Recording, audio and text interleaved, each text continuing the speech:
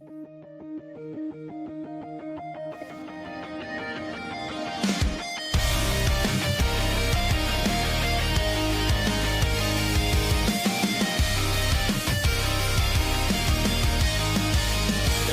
time we hear a collective shout, it makes us want to take them to the ground. All the real ones know what it's about, but only if you listen to the sound. You can kick about it, you can cry about it, but we're gonna rock you anyway. Rock you anyway. It's time to play, can't make it go away. We're gonna rock you anyway.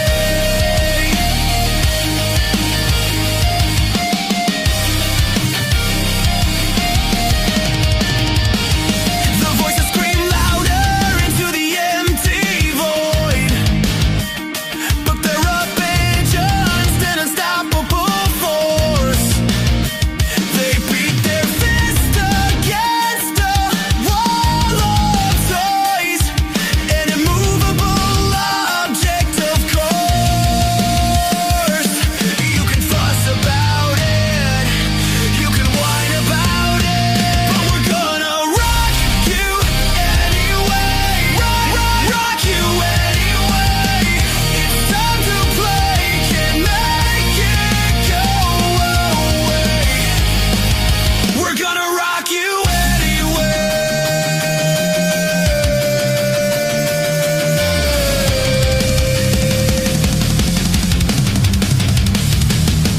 It's over. It's so over. You don't even know.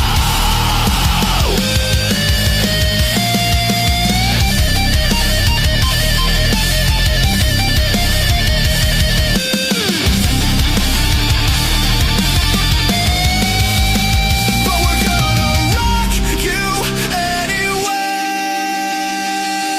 But we're gonna rock you anyway. Rock you anyway. It's time to play, can't make it go away. We're gonna rock you anyway.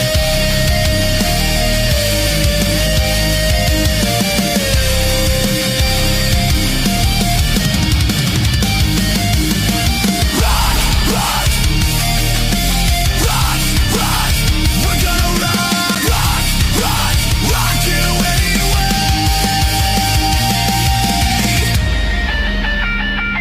All right. I love Suno. Have you messed around with Suno at all? Right, I'm going to show you my cell phone. That's your answer right there. So you are technologically impaired. Yeah, I think Yeah. so. I think that's the politically correct way of saying Yeah. it. Nicely done. I last night, it's really amazing. You could just do that. I mean, I wrote the lyrics, but I need to, I'm listening to it multiple times now. I'm like, I need to redo some of the lyrics because they're a little cringy, but it's like almost there to where it's like almost just this professional song in 30 seconds. It's nuts. See, So- I'm always about 20 years behind everybody. Like, I watched Game of Thrones like a couple of years ago. You know, I get into Sopranos about 8 years ago or something. You know, so I'm like way behind on everything. So I'm the one guy, like, technologically. You know, I said to everyone, I don't think cell phones are going to catch on. Like, it's expensive, it's annoying. People being able to phone you and everything. You know, so like, but I'm still holding out. Like, even this phone, I charge it up once a month, maybe, or something, and I make a call, then I just let it die again, you know. So yeah, my dad's got a flip phone still from back then. He just refuses. He says, I don't want any of that stuff. And he also says he doesn't want anybody to be able to reach him. He says that's a benefit, right? this is the dad thing, I think, you know. I think because I've been a dad now for 27 years, right, to various kids, right? And like, right, they get a hold of me all the time when I'm sleeping. They'll come through and ask me stuff and things like that, you know. So like when you're a dad, you really appreciate your private time, you know. So if I'm in the pub or something or going for a walk, I don't want somebody phoning me up. That's insane. That's right. Yeah. Understandable. Yeah. Well, as a millennial, I don't exist without any of this stuff. So I don't even know if I'm real right. I might be AI for all you know. Well, tell me, what time do you go to sleep at? What time do you nod off at night time? 9. I'm an early riser. I get up at Wow. around 5:36. I have a 1-year-old baby. Right. And she's up at 6 like clockwork. So I just have to. Right. Yeah. Yeah, because I think if you have a cell phone, you're sitting up late, doom scrolling and all that, but you're not doing all that stuff then in bed. No? I used to quite a bit, but my wife just kind of laid the smack down. She said, "I want after 5:30 with exceptions for whatever you have to do for work or whatever, but I want this to be family time." And I changed that. And at first I was really angry about it because I'm addicted, because it's all a dopamine hit, right? These things. Yes, exactly. And you're addicted and you kind of resent her for it for a bit. And then it was like, oh, actually life's better this way. So I'm pretty good about now turning it off at about 5:30. And then that's good. Now we are big TV watchers though. And she loves TV. We actually just watched Kingsman in the last couple months here. Which one? The first one. I had to turn it off. It was too violent for her. Are you serious? Yeah. She was but like, there is a more violent cut of that movie. Did you get as far as the sequence in the church where everybody was killing each other? Did you get as far as that? Yeah. Now that scene originally, Matthew sent it up to me, the director, when it was isolated from the movie. He just sent me up the scene, and it was 7 minutes long, the fight. And I was like, oh my gosh, I've ever seen. And it was actually so intense. Like I was like, this is too much. So it get pared down, and he also has 4 cutaways to people. And it's so funny. There's these little filmmaking tricks that let you sort of breathe a little bit. When it cuts away from the violence to somebody watching it on a screen, you see Samuel L. Jackson, you see Taron Egerton watching it on a screen. And actually, that's to give the audience a break. That's the purpose. Relax. Otherwise, it's actually so intense, Interesting. So it's a great scene. No, it's a really cool scene. Yeah, beautiful stuff. I mean, the choreography was incredible. The effects were great. Good storyline, of course, and really fun stuff. Yeah, that sequence took 3 weeks to film. 3 weeks. Wow. And the guy who did it, Brad Allen, he sadly passed away now, but he was the best stunt coordinator in the business. He was absolutely amazing. The bit in Star Wars that everybody likes, the bit in Rogue One, where Darth Vader's walking down the corridor. It's the only good bit in Rogue One, really, but the bit where he's walking down the corridor. Part everybody goes, yes! that was Brad Allen who coordinated that, and he's just, he was the best fight guy. Amazing. Yeah. Interesting. Oh, that's sad that he's no longer with us. So you have a new project out, which is what I mostly want to talk about. And I was very, very surprised to see this. Now, I was surprised earlier this year when you did Psychic Sam. And I was like, Mark Millar's on Kickstarter? What? And you explained that Netflix gave you this break to be able to do this and allowed you to do this. So I was definitely not expecting a second one to happen too. How did you get 2 breaks? I got a 12-week break and I wrote 2 projects in that time, So I said to the guys, I was actually really ahead on everything. Like I work really far ahead. Like I always have, really. I think I've worked with so many slow artists over the years that I'm always really nervous about the artist. Oh, tell me about it. Yeah, I mean, that's basically every artist, Yeah. But I build in such a lead time, But I built in this crazy lead time, like COVID's time. Actually allowed me, because there was nothing else to do, like Scotland was locked down for 18 months, and I actually got so far ahead, and I said to the guys, look, I'm actually about 14 weeks ahead of even where I said I was going to be. Could I do something in the comic realm? Because I wanted to do something Kickstarter, but I also wanted to do something creator owned as well. And I think the way the comic market works now is actually really advantageous in a lot of ways, which is, you can do digital editions, you can do foreign editions, you can do bookstore trades, you can do comics, you do Kickstarter. I think you do all of these things. Sean Murphy had it really sussed with a couple of projects, which I thought was great, and you just do loads of different versions for different types of fan, And it was actually the girl who was cutting my hair about a year ago that made me do the Kickstarter thing. And she was just saying to me that her boyfriend comes in drunk from the pub sometimes, and he just buys something on Kickstarter. He doesn't know what it is. And I was like, this is a market we're not exploiting enough, But then you see it in comics. You've had great success with Kickstarter. Eric July's a great success. Richard Myers a great success. There's like loads of people. And then suddenly, it went from being one-man operations like that to companies like Dark Horse or DC or IDW or whatever doing it too. And then tabletop games and everything as well, so like basically everyone I knew was doing it, and I thought, I think I'll have a try. And it's actually quite fun. Like, I love selling stuff, that's like one of my favorite things, like, especially when I was starting out, when I was in my late 20s, early 30s, you kind of have to put yourself out there a bit, and it's quite fun, because just sitting typing all the time, I think you go crazy, don't you? So it's quite nice to find something. That's why comic creators are so crazy. That's my whole theory. I think that every comic creator, it's a twofold thing. There's you sit and you are alone in a basement somewhere, like totally in your own headspace, and we're writing fantasy, so we're not even connected to the real world for the most part at all. And then we do that for weeks on ends, and then the only time you get out is you go to conventions where people just adore you and are I'm your biggest fan, and so the only interaction you get socially is like this worship almost. And then you pull back to nothing again. And that extreme dynamic, I think, forces every comic creator to go crazy over time. That's my theory. I think you're 100% right. And I think the dopamine hit of going online as well, and you say something, will get 1,000 likes or whatever, it's kind of easy. I think, especially if you're bored and you're in the house, you think, quite nice if 1,000 people agreed with me about something. So everybody's got likes and everything, So I do. I think environment we have.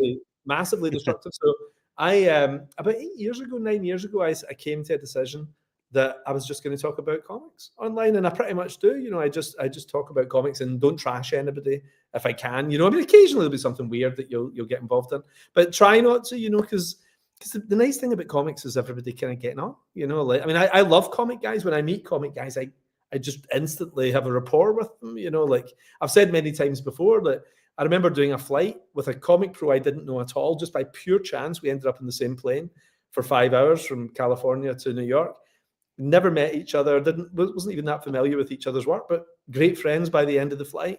Because if you're a comic guy, you probably like all the same things, like right. And even outside of comics, because comic related things like movies and so on, or books and all that, you kind of have all this in common. So yeah, it's weird. Like comic guys are an interesting little breed, and when we meet each other, I think we should get on. Yeah, I agree with that, and maybe I'm too mean to people online. Maybe this Mark intervening from being like, just be nice to people. This is Catholic to Catholic. That's a Catholic thing, right? Yeah. I try. I do. I mean, if you meet comic guys in real life, I bet you got on great with them. Yeah, I know. If they don't ban me from the convention or whatever, so I could do. Yes, I mean, all that's the problem. Right? I mean, all comic guys have just got to just enjoy themselves, and forget all this stuff. Yeah, I hope we can start getting back to that. I don't know. It's all a product of social media as well, kind of like we were talking about, just that dopamine like function. I think that just gets people riled up too much. But it destroys entire industries. It destroys film. It destroys books. It destroys comics. It's like everybody's a potential new best friend. That's the way I look at it. But Twitter and these things, just cause divisions in people, don't they? So we've got Conquered. And I read when this came out, I read the article. It was on Who Broke This? It was Hollywood Reporter, I think. Yeah. And they were talking about how this was your first pitch to DC Comics. This is so weird because I've not been doing PR on this at all, because I think I was saying to you, we're scouting on a movie just now. So I was away like an idiot with my diary. I completely got the two things crossed over. So this is me talking about it almost for the first time. I did one last night. I pitched a thing into DC when I was 13 years old. I remember hearing that Jim Shooter was 13 years old when he sold a Superman story to Julie Swartz. Right. So I wrote a Superman story for Julie Swartz. This is 1983, right? So I wrote a story, and I thought, I'm going to, like, an envelope is quite expensive to send to America. I'm going to put 2 stories in here to make this financially worth my while, So I put a Superman story in there, and I put Conquered. Conquered was the other one. And the idea was exactly the same. It shows how little I've progressed since I was 13, but the idea was identical. And what it was the lights go out in New York, in Washington, D.C., everywhere. The power is just cut. A portal opens in the middle of all these major cities in the States, and basically a sword and sorcery universe comes through into America, and takes everybody down, all the power bases, the military bases, the scramble jets and everything, but They're all taken out. There's dragons coming through and all this. And they take the White House. And that's the beginning of the story. That's like America's been taken down, the greatest power in the world. And then they've got their eye on the next country and they plant their flag and they're like, okay, this is our new territories. And they start moving. So cool. Yeah. I looked at the plot and I'm like, this is so cool. And that's very interesting that you wrote it when you're 13 and you love it now. Yeah. And it harkens me back I talk to Chuck Dixon a lot, and he always tells me when you write a comic, you should write it with like a 10-year-old boy, what he would think was just the coolest thing in mind. Yeah. And you know what? At 13, I would have gone to a comic shop, and this would have been in 1994. A Image comic with like 15 variant covers of all one's a gold foil version, and it would have sold a gorillion copies in Image and I would have bought it. And now I'm on Kickstarter and I'm 40 something and I would have bought it and I'm still going to buy it. And so it does, you have that concept in mind. It does actually translate throughout an entire life. And maybe that means we're all stunted as a society, or maybe there's something that's just like eternal about that whole feeling. I don't know.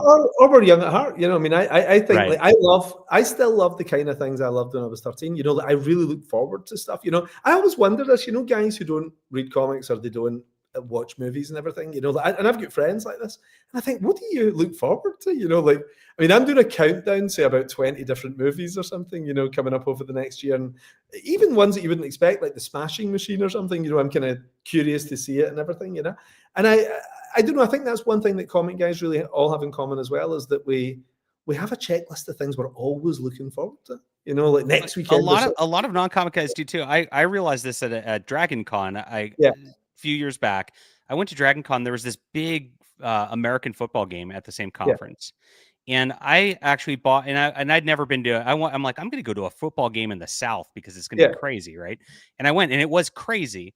And and as I walked there, I was like, oh, all these guys they're in face paint and costumes and they got their big like skull crushing things on for their team. Yeah. And then I get back to Dragon Con and they're all in face paint and costumes. And like, this is the same thing. You're right. So everybody does kind of have their little checklist. And what's weird about it is those guys would all go, this is nerd stuff. Yes. And all the nerds would go, oh, that's sports ball. And you're 100% right. Even that's so true. So true. I think Warhammer really captured it with Blood Bowl. Did you ever play that game? I'm not a player, but I do take my youngest daughter, who's 11. She really loves Warhammer, actually. So I go 11 loves War. Wow. Yeah, she's got that's cool. Warhammer. But she's really into dragons. Like she loves dragons, and the Warhammer guys. I don't know if it's the same in the States, but they really cultivate an audience, like in the stores in the UK, where you can go in and spend the afternoon, have a cup of tea and everything, just sit and paint figures and play and things, Right. So I've sat in with her sometimes and they were really brilliant. The first day we walked in, they said, "So do you want a free figure?" And she was like, "Yes." And it was a free little dragon figure to put together, and that was her. She was in. These guys had a customer for life. So at 11, is she pretty good at gluing all that together? And because I can't even do that now. So, honestly, my youngest daughter, I mean, I've got a few kids, but like my youngest one has got this incredible practical skill thing, right? She's like, like MacGyver, where she can just build something out of anything kind of thing, Wow. So whenever, comic companies or whatever send me boxes of comics, she's like, "Dad, I need the boxes." And she then puts them together into something really elaborate. So we've got 2 cats, and she built a palace for our cats that has a swimming pool over on one side, a working drawbridge when you pull strings and things like that, and stairs, beautifully cut out stairs going up into 2 bedrooms for the cats. Wow. Crazy. You have a really artistic family in general, like all the way around.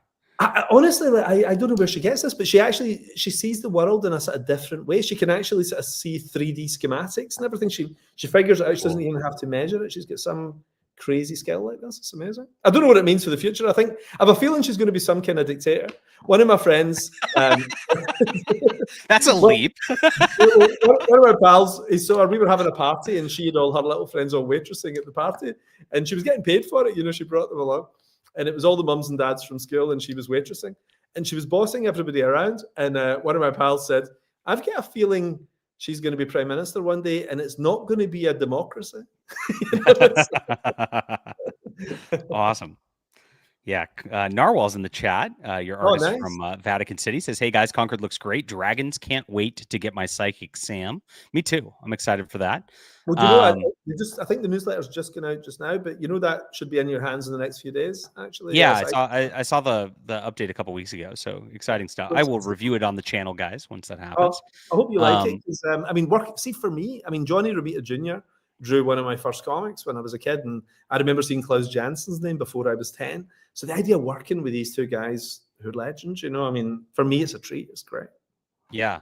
So you knew him just from being a fan of his, John Romita Jr., before actually working with him before? One of the first things I got in the UK, we get these hardback annuals at Christmas time. Our mums and dads would buy us these Marvel annuals, and it was not just comic fans. Every boy in my class would get one of these at Christmas, you know. And I remember one of the first ones I got was the Spider-Man annual 1978, which came out in '77. For some reason, there was always a year between it, and I saw it said Romita Jr. on the side, the sketch, and it was Spider-Man fighting the Red Skull, and the name always stayed with me, you know. And then when I'm doing Wolverine with him and doing Kick-Ass with him and everything, I always remember being 7 and copying his drawing of Spider-Man fighting the Red Skull, you know. So that fan in you is always there, you know. That That's cool. Actually working with John Romita Jr. and Frank Miller and Klaus Jansson's Daredevil was probably my favorite comic of the 1980s. I mean, it's a masterpiece, you know. So getting to share a credit box with these guys, that's like doing a movie with John Wayne and Clint Eastwood, isn't it? You know, it's crazy. Absolutely cool. Now, this artist is beautiful too. I'm not familiar with Valerio's work before. Is he more in the Euro stuff? He is. I'll tell you how I found Valerio, like, and why I got him to do a big fantasy project like this, a big high concept fantasy thing. What I do in my tea break sometime, you know, usually about 10:30, I think, okay, it's time to stop, go make a cup of tea, and I'll sit and I'll just scroll through Twitter. And you know, I don't have a phone, so I have to do it on the desktop. And so I look at Twitter. So the artwork is big on my big screen. So I scroll down, and I usually look at artists. You know, I follow a lot of artists, and I just kept seeing these images that had a slight Jay Lee quality, a bit like John Bolton, the 70s Marvel artist and everything, you know. And I was like, this guy's amazing. And he had the most amazing name, Valerio Giangiordano, you know. And I was like, this guy's I wasn't even going to try to do the last name. Yeah. And I scrolled through his art, and I was like, every picture was better than the last. He did an amazing Spawn picture for Todd McFarlane, a few covers, and I was like, okay, this guy can draw superheroes, he can draw monsters. He's the greatest Batman artist I've never seen draw Batman, you know. So I was like, I need to get in touch with this guy. So I dropped him a line, and I got him doing the last Nemesis book. He drew the last Nemesis book, and I just fell in love with his art. And I knew I had this project. It all depended on me getting Psychic Sam done in 6 weeks, which I managed to do. And then I knew I only had 6 or 7 weeks that I could do Concord in as well, because I had that window, you know. I actually did 12 weeks. So I wrote up the first issue, sent it to him, and he was like, I love this, you know. And my God, what a treat. And if you look, the image dragon there looks so cool. The dragon on the White House. I mean, I knew he was going to do this so well, but that was the original cover I sent to DC when I was 13. I had my crappy version of that, you know, and he just brought it to life. It's like seeing somebody weaving straw into gold, you know. Like, I gave him my idea of what it should look like, and he came back with this, which is spectacular. Now, I have to say, I've actually tailored this book towards his special skills. What he's really good at is hundreds of monsters, double page spreads, big crowd scenes, dragons attacking Manhattan, you know. So these are all double page spreads, and it looks spectacular. So I can't wait to have the oversized artist edition and everything, you know, all these different things for the artwork alone. I've given him, there's not much talking heads in this, it's just lots of really cool stuff happening. That's awesome. Like, the very first visual I gave him was a bunch of fighter jets, F-111 fighter jets, being scrambled to try and save Manhattan, and all the dragons fighting the fighter jets, you know. And I'm like, okay, this guy's just nailed it. He's got a talent at just tweaking perspective to just these angles that are super dynamic in all of these shots. It's really poignant here because you can see the straight on shot just showing how big the fantasy guy is versus I'm guessing this is the protagonist of the book. But every other shot is just such this cool perspective. All of them. Look at it. Look at that one at the bottom, you know, that shot of the king, bottom left. Right. I mean, it looks like Frank Quitely or something. It's just this amazing tough guy, hyper detail and everything. I love it. You know. Super cool. Awesome. Well, I'm glad you found him, and this looks like a lot of fun. Um, so you keep talking about your timing on this, and I'm curious Yeah, about this because as I'm thinking about this in Psychic Sam, and you finishing off 2 graphic novels in a 12-week span, yeah. and very very pulp speed of you. I like that. And does Netflix have a quota for you of how much output you have? Like, Yes. and like, oh, so you're on a deadline clock all the time, pretty much. This is going to be really weird. They don't need me to do any comics at all.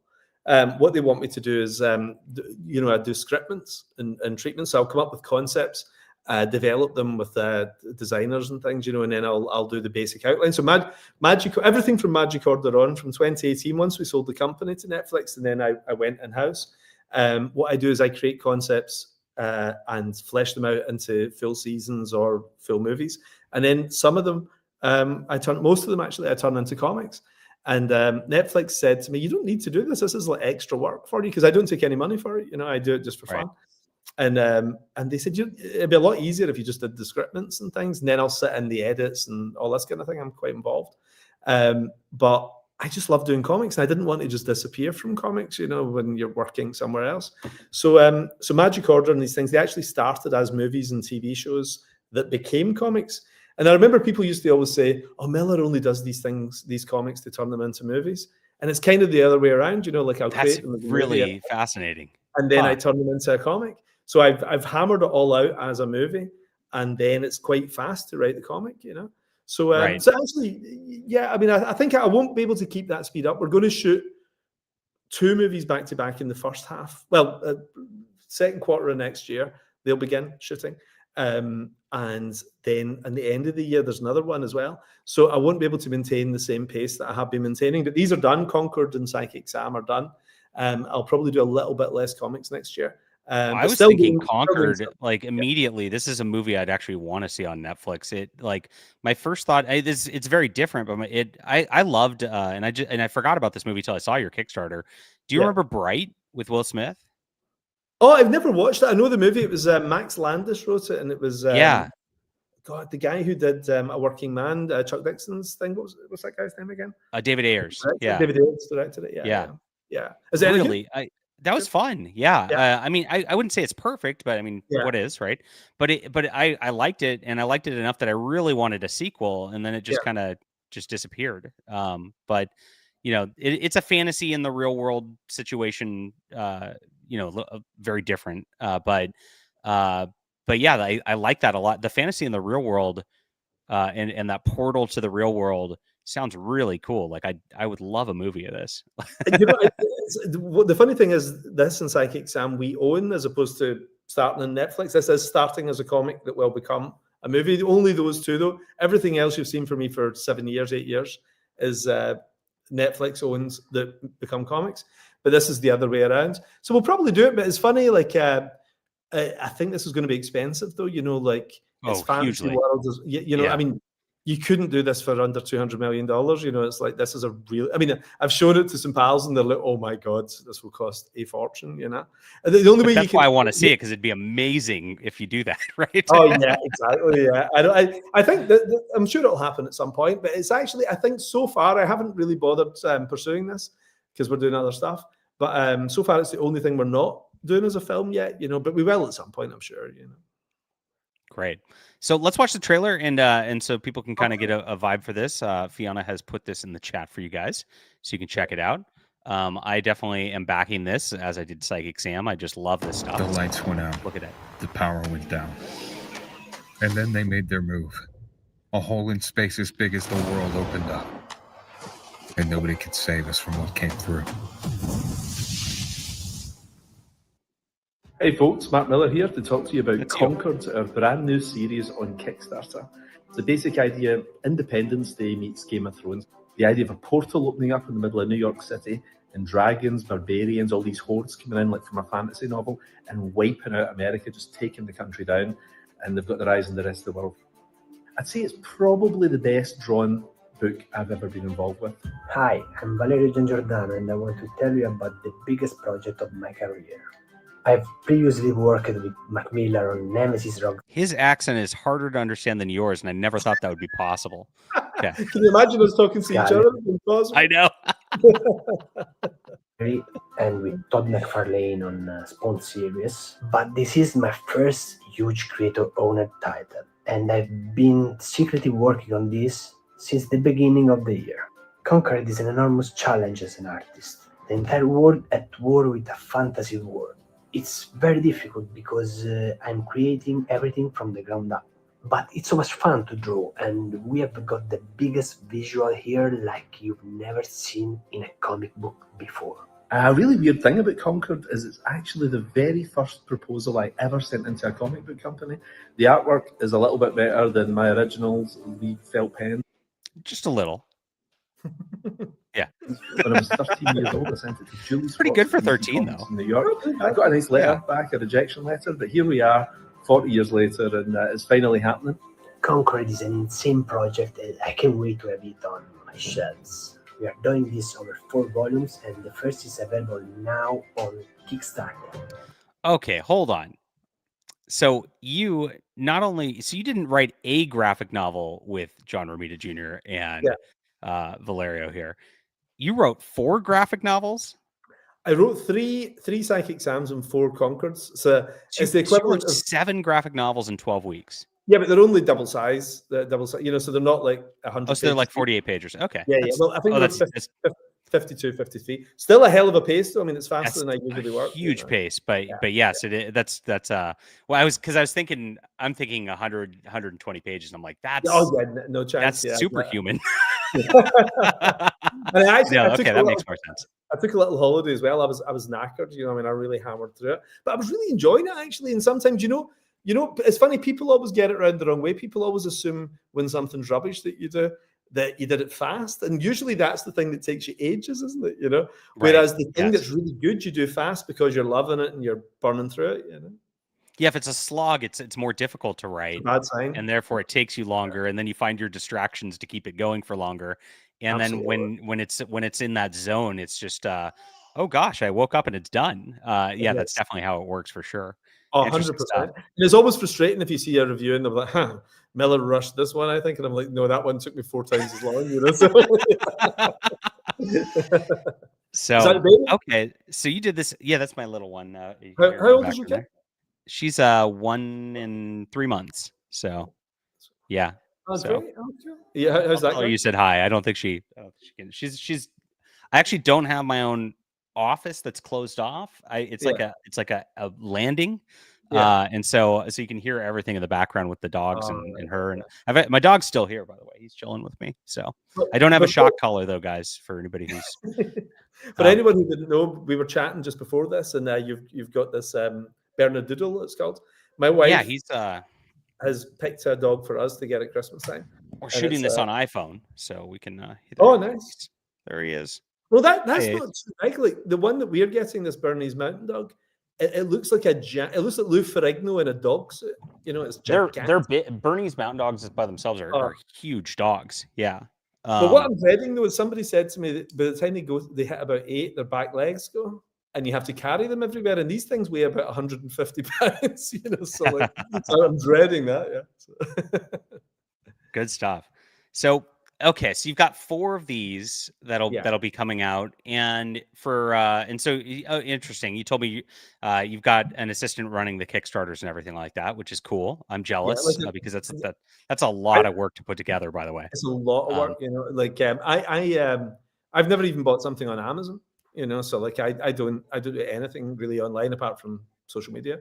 You never bought something on Amazon. Never bought anything online. Never bought anything online. And again, it's not like any, I'm taking a stand and I just thought I can't be bothered, But like what I'll do, but I'll go if I'm in the shops and I see something I like, I buy it in the shops usually, So, and I'm a great believer as well, though, in like, the high street has been really hurt, or the retail has been hurt by internet. I think, well, if you want your neighborhood to be all boarded up and empty shops, then buy online. So I'm like, no, I want my neighborhood to look nice. Fair. Yeah.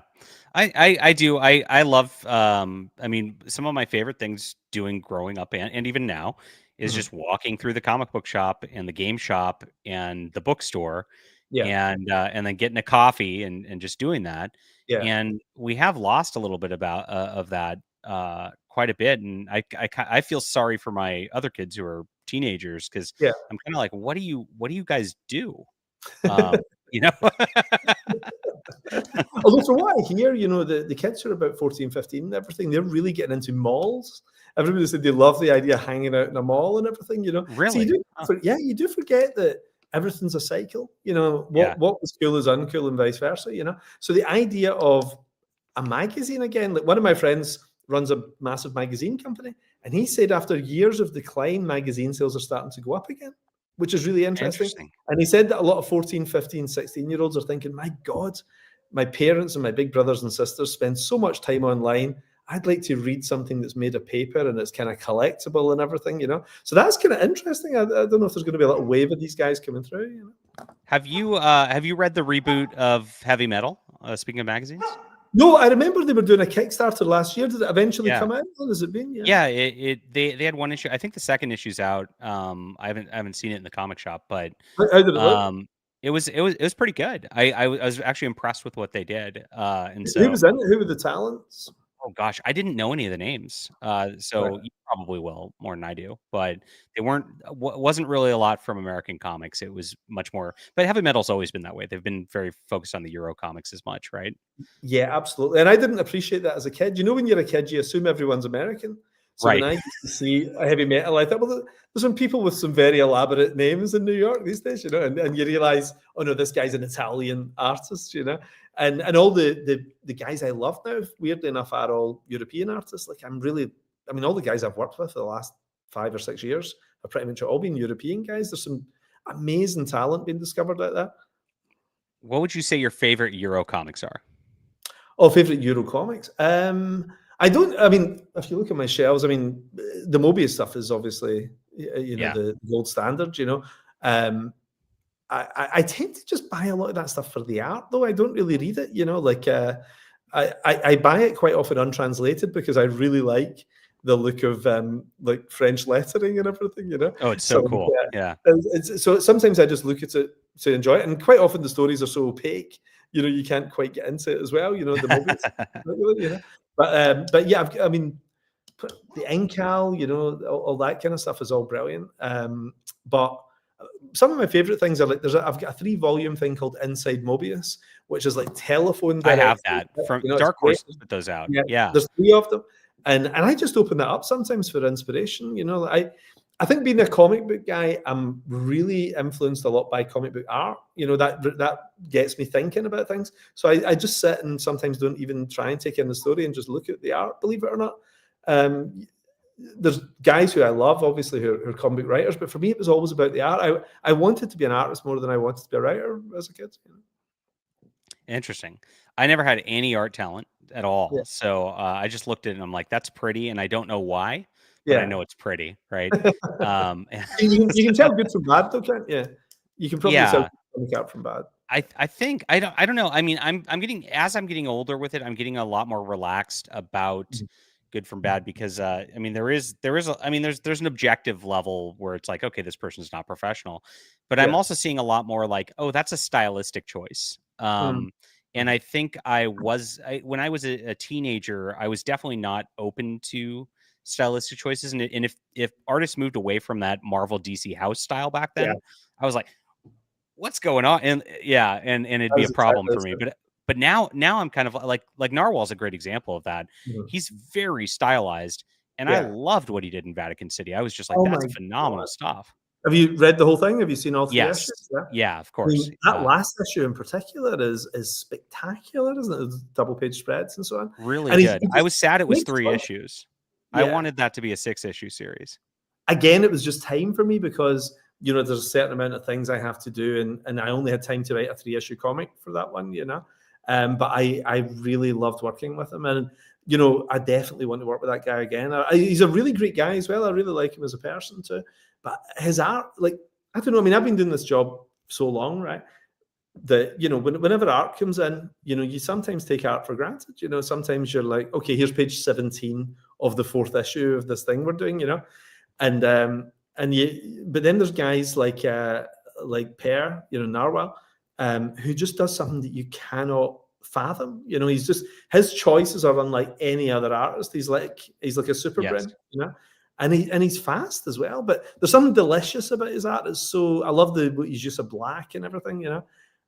But he's another guy. I was just scrolling one time and I saw the boy Zach's comic that he was doing with him. There was some images up online, and I've never seen storytelling like this in my life. It was just such a natural storyteller. It was genius, an absolute genius. I'd recommend. I'm not just to buy my book. Anything this guy does, people should be checking out. I came across him because he actually messaged me and said, "Hey, could I send you a copy of my Earthbound book?" And I said, "Sure."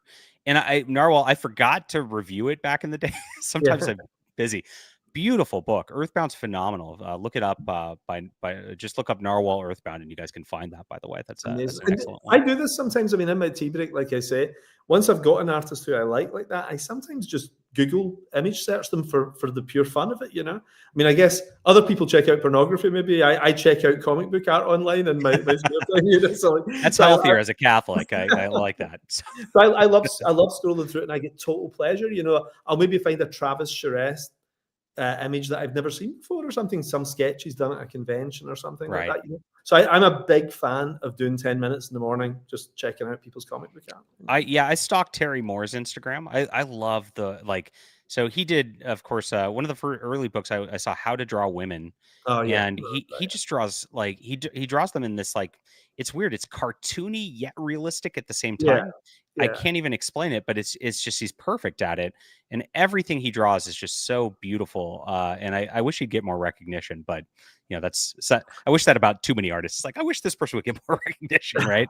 I think it's funny when you're a kid, anything that deviates from the house style, you don't like, don't you? Like, and all my favorite stuff when I was a kid, I'm sort of lukewarm on now, you know, whereas the stuff I hated as a kid, I love now, you know. Yeah, there's a lot of that for me original art I'll go and buy, because it's a guy who has these idiosyncrasies that makes him special. But when you're a kid, you hate idiosyncrasies, don't you? You want the Marvel house style, don't you? That's right.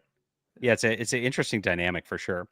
Now, you've been super productive beyond this stuff, and that's interesting on your Netflix just process right there. You've been super productive, I'd say, over the last couple of years for comics. But as I'm thinking about it, you mentioned earlier that artists, you know, were slow, and so you get ahead so that they can kind of catch up on things. So these were done, I guess, you wrote this in, you said COVID or a little after COVID, maybe. So these were all 2021. Oh no, sorry, that's where I got ahead on some of the Netflix. Oh, you got ahead back then. Yeah. Okay. No, this I wrote it. I think it was November, December, and January. I think it was around about that time. Just okay. Past, these are really recent. Yeah, really recent, and maybe it was October, November, December, something like that. You know, but that's it. You know, so I'm back onto doing Netflix things now. You know, we've got a big sci-fi crossover series coming next year that I'm working on at the moment. You know. Is that a TV series that's going to be coming out? No, what we'll do is this will be so far down the line in the live action side, because it's pulling together 4 franchises that Netflix has. So you have to introduce the franchises first before we can do the crossover, you know. So like, it'll be like Starlight, Space Bandits, Sharky, and Empress. You know, so once we've established those, then we can cross them over. But it's weird, you know. The weird thing about being in a studio is we talk about stuff like 10 years down the line and 5 years down the line, you know, like that's just normal, because it takes 4 years to make something if everything goes well, you know. So there's so many times we started working on something, the scripts aren't right, and the thing will be moved to one side, new people are brought in and everything. It's an education, you know, sort of seeing behind the scenes, because huge amounts of money are involved, you know, so everybody has to be happy before things can happen. It's like that in comics though too, because I remember when reading Jupiter's Children's first book when it was when it came out in issues way back in the day, and we finally just got the conclusion to Jupiter's Legacy last year. And I had to reread the whole series because it been so long. It's like 12 years. It's insane, you know? Cool. I know. Isn't it? You know, I mean, this is all behind me on the shelves here. You know, so I do love that feeling when the comic shows up and it's done and it's on your shelf. It feels like a little victory when that trade is done and it can sit beside the other ones and everything. You know, it's great. Absolutely. Now, so you had a big flurry of releases last year, which was awesome. Yeah. And you're actually kind of in a pretty good pace and clip this year, I'm seeing as well. So we got the return of Huck. So I'd say of of my Millar tier things, Huck is up there as one of my absolute favorites. I wasn't even expecting a Huck to return. It was such a one and done concept. Like I wasn't expecting Huck to return. What came about with that? It was because, actually, like I say, these things start with something else. We were developing the Huck television series, and the guys were saying, well, we can't just do one season. What comes next? I always had this idea of where it was going next. Like, I love the idea of opening that world out a little bit and doing superheroes in a kind of Stephen King way, where it's just really normal, that there's just an old lady who lives in the woods and she's got some weird ability, that kind of thing, to make it more like folk tales than big bombastic superhero things. So I had this idea for where it was going. So I just wrote it up. And then I thought, well, I've written this already. I might as well do a comic of this as well. I like doing comics. so I turned it into a comic. But we developed it as a movie. Then we developed it as a TV show. And I think we're thinking about it as movies again. There was the first guy who pushed, who's doing it as a movie. Actually, this was before we sold to Netflix. There's a guy who's a very good director, actually, and he's a writer-director. But he'd such a wrong take on it. This was back in 2016 or something, not long after it first came out. And he says, what if it starts with Huck murdering someone? And I was like, what? And he said, well, somebody who's as good as Huck, how does he deal with that? And I was like, that's the maddest thing I've ever heard. Like, the audience don't even know who he is. And you're having him murder somebody in the opening scene, So it's one of those things that even brilliant people can not get things sometimes, So we've been waiting on the right person for I think a character like that, it might be hard for a lot of Hollywood, because a lot of Hollywood ends up in this like edgy, jaded kind of, and you're definitely an edgy writer too. I mean, let's be honest. I can do it all. I can do it all though. But Huck's not, right? Huck's very innocent and very pure as a character, right? And when you look at that, like I think like somebody might read that and go, well, an audience needs it to be snarky or needs it to be a twist on it, right? Maybe that's the disconnect there. Well, yeah, it's funny because I think whenever you do something that actually touches people, though, as well, it can be very over-rewarded at the box office as well. So it seems crazy, to always look for the adult take on something. Because I think, the Huck is Forrest Gump, really, isn't it? It's something charming and just a decent, pure-hearted person, That, it kind of never fails, Like, I think there's a version of it, you could make it relatively cheap as well. And we've got closer, the direction that's been moving. The guy who we're talking to right now, he gets it. He just completely understands it, which is nice. So we're in the very early stages because we've tried a movie, tried it as television, and then we're back to doing it as a movie again. But for me, it's a kind of slam dunk. I think it's such an easy character. So that's pretty interesting on the level of how long it takes for these things to develop and then redevelop, and sometimes they don't go anywhere. But Netflix obviously doesn't mind the story getting out as a comic form first. Right. No, it doesn't, no bothered in having that story out there for people to kind of know the story and get familiar. I guess it's free marketing, right? Is that how they view it? I think this is going to sound crazy, but I think this is that it to make me happy. Like they know I like it. So I think they're not that bothered, because they just said to me, the only specification is the level of artist you work with is incredible. You must continue to work with great artists beyond this, after the company sale. And I was like, suits me, they pay for great artists to come in and do this stuff. So to me, that's the best of both worlds, I really love doing comics. They don't mind me doing comics. As long as I get my day job done, they don't mind my hobby, essentially. And this is a cool thing, and you've talked about this several times, but you actually don't take royalties or anything that's on the comics and only have the artists take royalties, which is kind of cool. I get a salary anyway, I get a salary. So it seems kind of weird, the idea of me getting cash as well. So what I do is any money that comes in from comics, I just make sure the artists on my book, the first thing I always say to them is, what do you get paid at Marvel and DC? And this can be a lot of money. Sometimes they get paid a huge amount of cash. What's the best payday you've ever had? And they'll tell me, and I'll be like, okay, well, I'll make it considerably more than that, and I go to business affairs and make sure they get paid more. So any money that comes in, I see, like Magic Order, for example, we're very close with that now. Whenever those 5 volumes are out in the stores at the same time as the Netflix stuff is out there, those will go crazy, but I won't see a cent, because I got paid. I was paid as a salary. But what's nice is the artists who did each individual volume should see a really nice payday with the royalties. That's excellent. Good. Yeah, I love the nice conclusion of Magic Order too. That was excellent. Yeah, I really enjoyed that too. So that's getting close on the TV end. And what's that? That's getting close on the TV end. It'll be Netflix movies. Netflix movies. Oh, excellent. Yeah. Cool. We were developing it as a TV show, and I like the idea of it as a TV show. But the directors they're talking about for the movie side of it, it's like, okay, I was surprised. Like, this is good.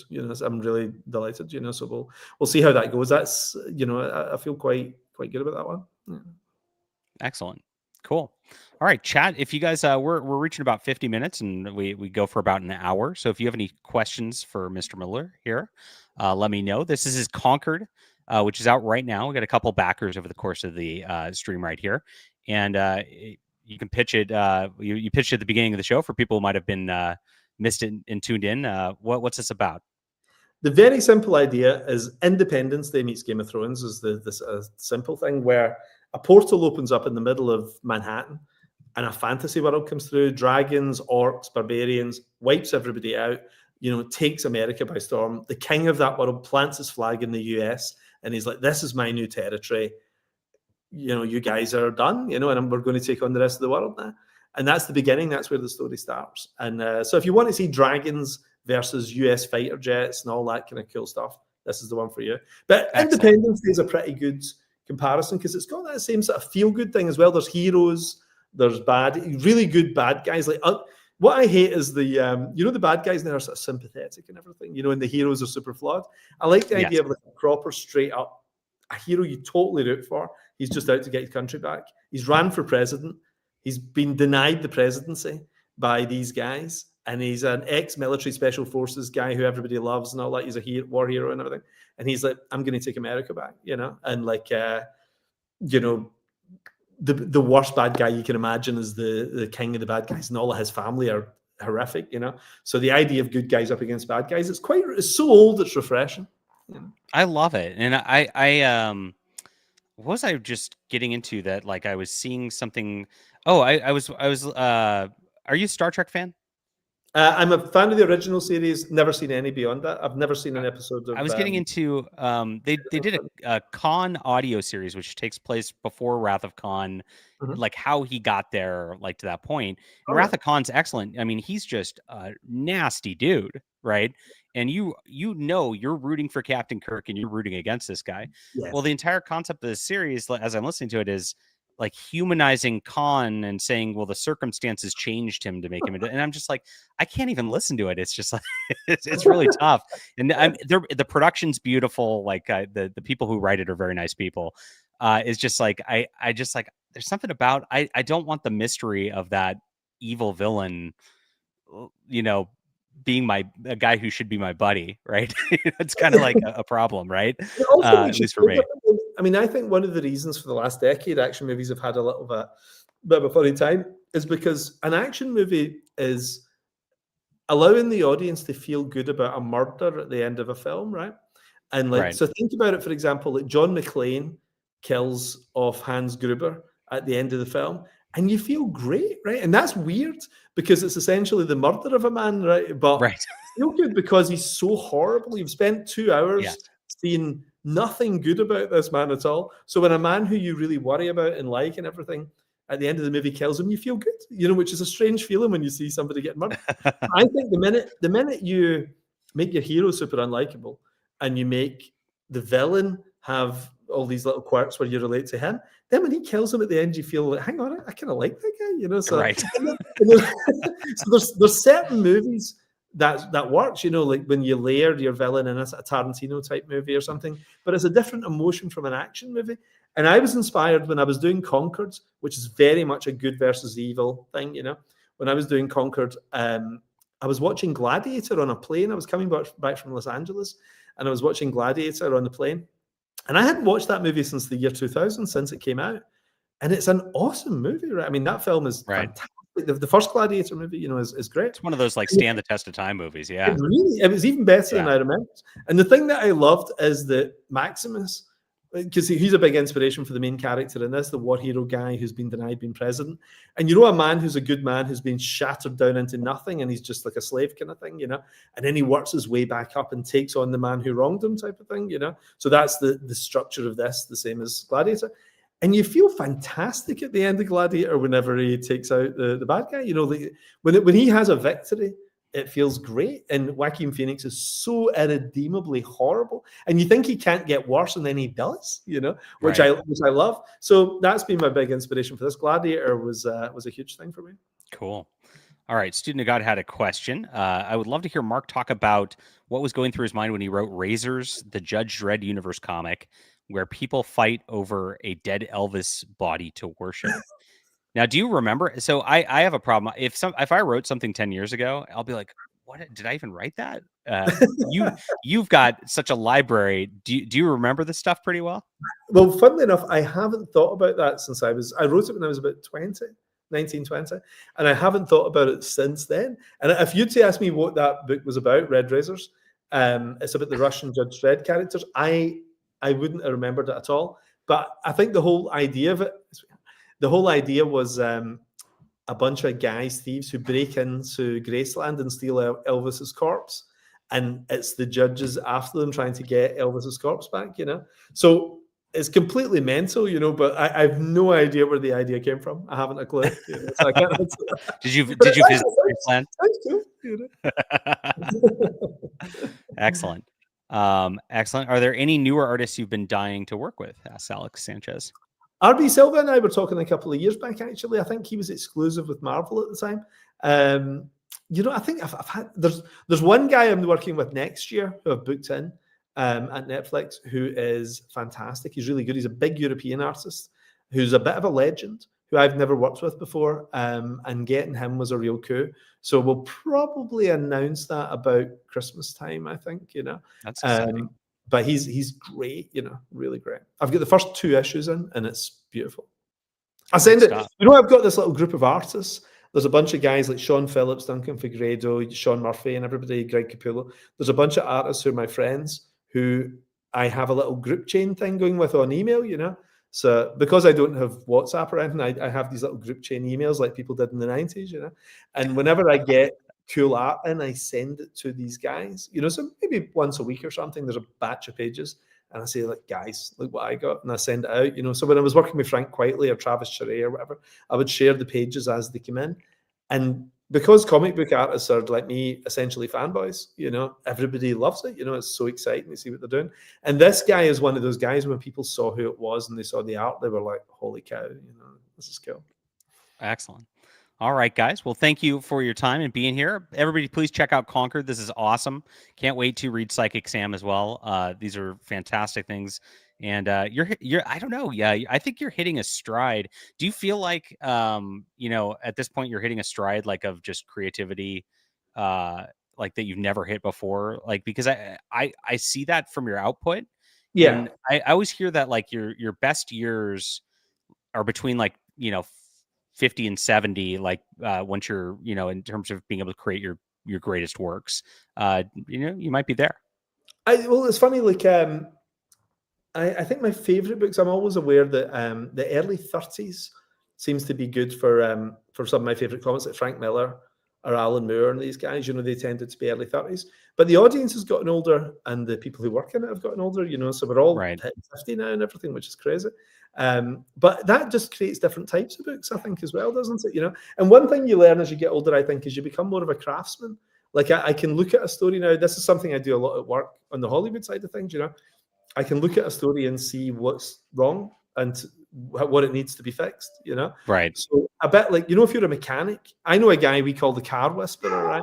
And he's an old mechanic, and he'll be sitting in his yard and he hears somebody's car coming in, and he doesn't even look around. He just sits smoking his cigarette, you know? And then whenever you drop in the car beside him and get out of the car, he's like, yeah, I'll tell you what's wrong with the car, you know? Without even looking around, he's just listening to it. He knows exactly what's up with your car, you know? And he'll fix it for you. And I think, like, writers, artists kind of get a bit like that sometimes as they get older too. They just kind of, they get it, you know, they kind of know what makes it work. It's a good analogy. Excellent. Well, thank you for being here. And guys, check out Conquered. Have a great day and great weekend, everybody, and we'll be back soon. All the best.